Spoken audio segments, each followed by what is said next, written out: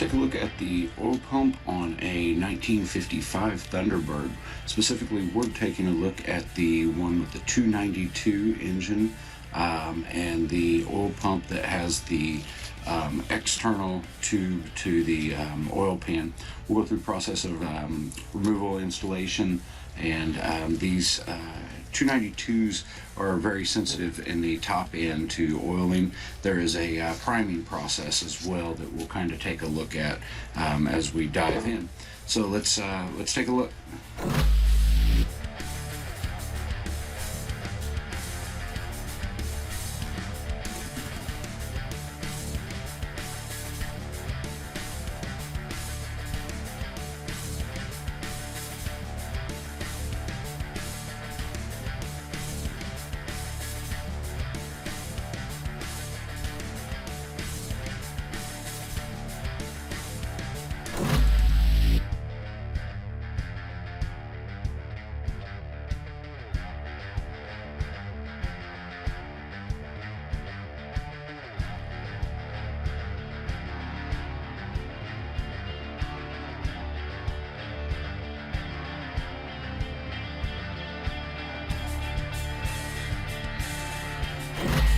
To remove the pump, we'll have two bolts go through here and here,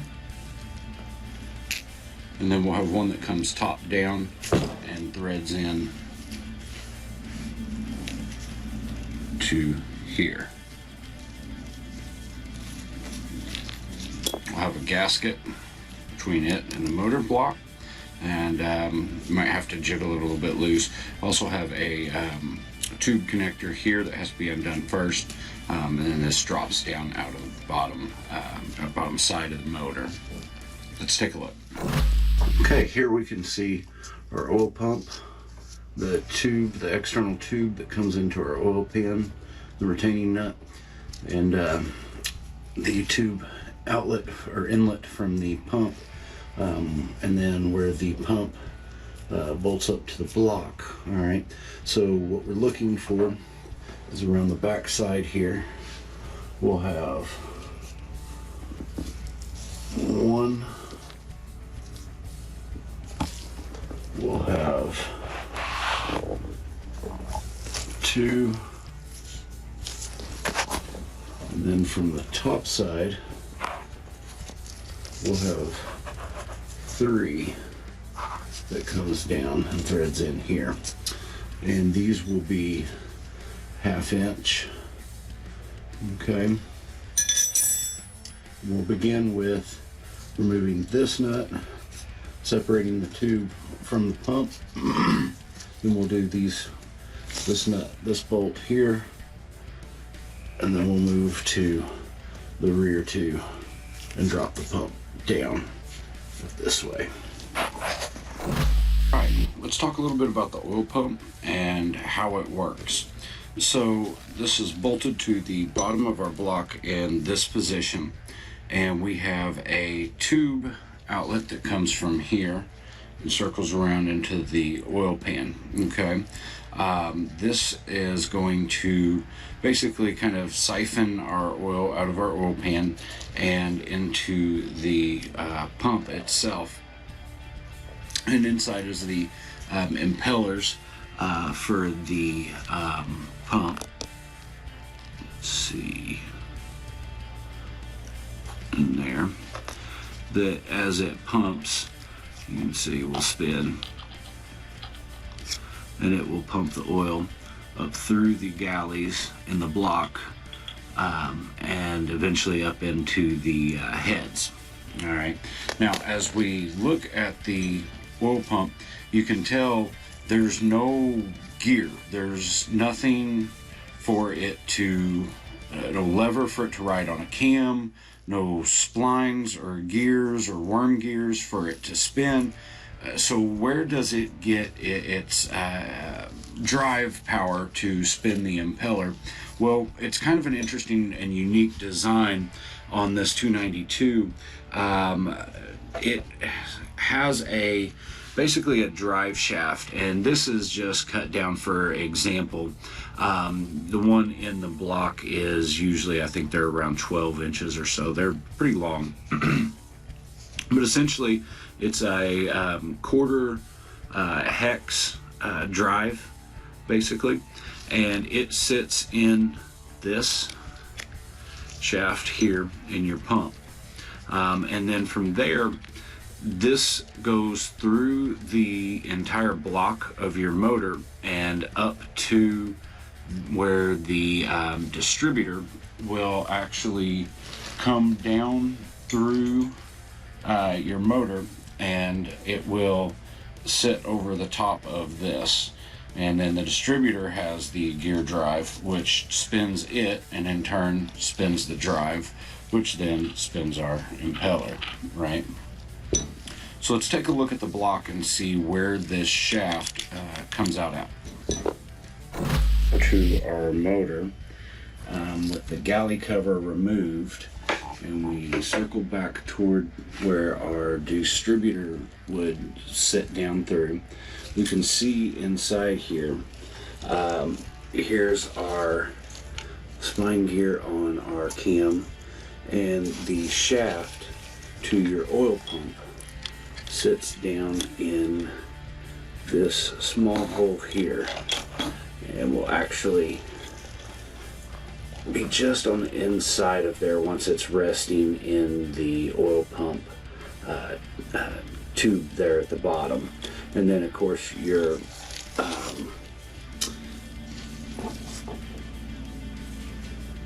distributor will come down through here, and it will have a spline that will ride on those gears, and then this will sit on the top of your quarter shaft and spin the oil pump as the motor spins.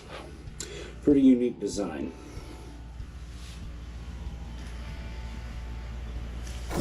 Okay, for this part we'll want a 1/4 inch socket, one of these guys, an adapter so that we can fit our socket on, and a long extension for that 1/4 inch dry fitting. And we'll put it all together. We'll be able to chuck this in the end of our drill when we're done to prime the oil system. All right, so here we've got our 1/4 inch drive, and in order to install this, I like to use a magnet. A small magnet works perfect, and I will just stick the magnet on the 1/4 inch drive, and then I'm going to drop that in from the top down through the distributor opening, because it's too long to try to come in from this side. You can't get the right angle, so you've got to come through the distributor opening, and it allows you to line it up nice and neat. And then also when you get to the bottom, the magnet allows you to kind of wiggle it so that you can ensure you get the right fit, and it drops down into that. You can even spin it as you need to line it up to get it to drop down into that hole in the pump. All right, so then once you've got that, next step will be to chuck your extension into your drill, and then you'll take and you'll want to run this down through here until you can get it lined up, and it should drop right onto the top, yep, right there, of that 1/4 inch drive. And then this will allow you to spin the pump. Now it's important on this pump to note one big mistake is the ignition system in this goes counterclockwise. So you want to be sure that this is as well, you're priming the pump counterclockwise when you do this procedure. All right, and then once done, you can kind of wiggle your way off of it. You can kind of make sure it's not stuck in your socket. Pull your socket up, and that'll be the procedure. So we want to take a look at the oil pressure system, and this car came with only a light, so we want to change that out for a gauge and sensor so that we can tell exactly what PSI we're running before we fire the new motor. Most of these pumps come with some paperwork and some sort of warning to this extent that you must purge all the air from your system, your galleys, before actually kind of running the engine. And there's usually some sort of procedure that they want you to go by. With this particular one, we've got a warning about bearing failure and warranties. And we've got a simple 8-step procedure that essentially involves filling with oil, removing the spark plugs or not installing them if it's a new motor, and then also, as we mentioned, we're getting ready to swap out the oil sensor. For this is only a light. We want to know exactly the PSI we're building as we turn the pump, so we need to change that out for an actual gauge and sensor, and then once we've got that, we want to be able to operate our motor up to 1800 RPM, which we can reach easily with our drill here, and we want to be sure that we can get that oil up to the top end. Okay, to hook up an oil pressure gauge for testing on this, we can just run to the auto parts store, grab a cheap oil pressure gauge that comes with a sending unit off the shelf, and this one even came with the adapters, which conveniently we needed for this motor to adapt our sending unit up to the correct thread size. All right, so basically this is just an old one we've had around the shop for a long time, and we've off of the back, we want to make sure we've got our positive and our negative wired up. These we've just hooked some alligator clips onto the end of so we can clamp onto our battery real simple and quick, and then we've color coded our signal wire that we're going to run down and attach to our sending unit on the motor itself. All right, so we want to remove the factory sending unit and install the aftermarket for our gauge, and we'll go take a look at that now. Here we'll just connect the positive alligator clamp from our gauge to the positive post of our battery.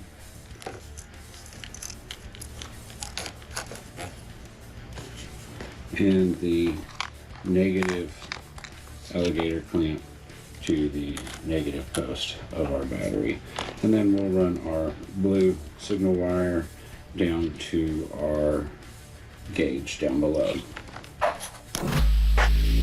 Okay, from underneath we've got our sending unit installed, and we will take our sending unit wire from our gauge and we will hook it on. We want to be sure we put it on the signal terminal. On some of these you'll have a terminal for a light or low oil pressure indicator, and then you'll also have your gauge terminal, so you want to be sure that you're connecting your gauge to the sensor gauge terminal when you install this wire.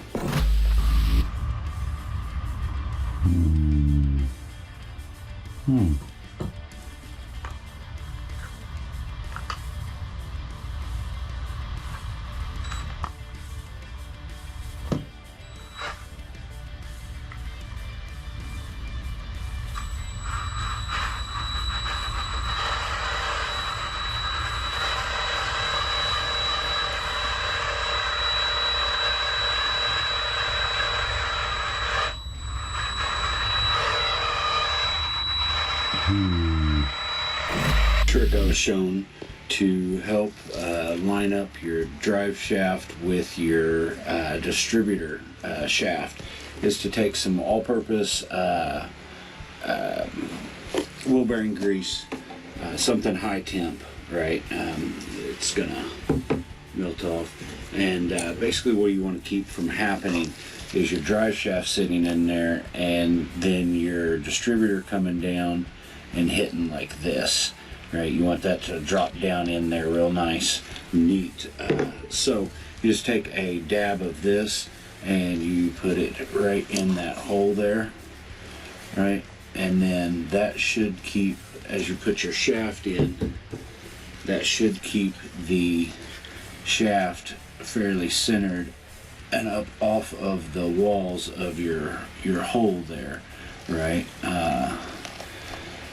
And it'll allow it to set up just a little bit off of the walls so that you can line that distributor shaft up with it.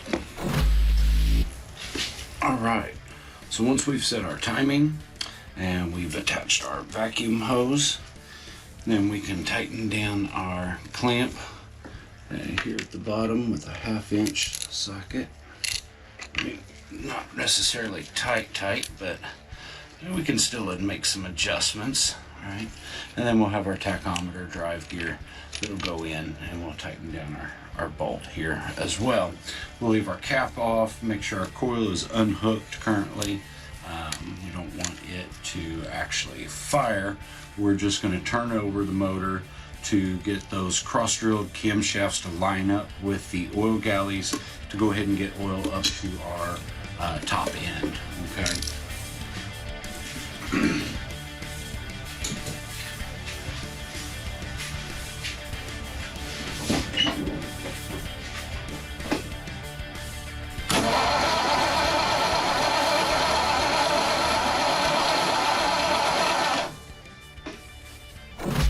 Once we have started to get oil up to the top end, we will begin to see small puddles of oil near our galleys here, right? And we'll start to see some oil collect down in our galleyways as well, and begin puddling up in a few places through there. So now we know that we are getting oil up into our top end.